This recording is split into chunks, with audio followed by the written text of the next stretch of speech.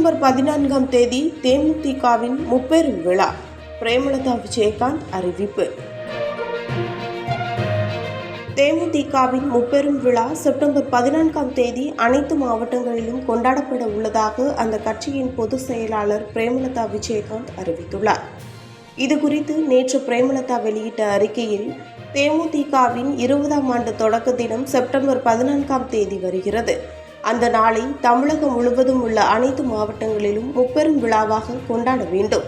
அதன்படி பத்மபூஷன் விருதுக்காக தேமுதிக நிறுவனர் விஜயகாந்தை கௌரவிக்கும் விழா, கட்சியில் 20ஆம் தேதி ஆண்டு துவக்க விழா, விஜயகாந்தின் 72வது பிறந்த நாள் விழா ஆகியவற்றை ஒருங்கிணைத்து முப்பெரும் விழா பொதுக்கூட்டம் நடத்தப்பட வேண்டும். அந்த விழாவின் போது கட்சியில் கொடியை ஏற்றி பொதுமக்களுக்கு தேவையான பல்வேறு நலத்திட்டங்களின் உதவிகளையும் வழங்கப்பட வேண்டும்.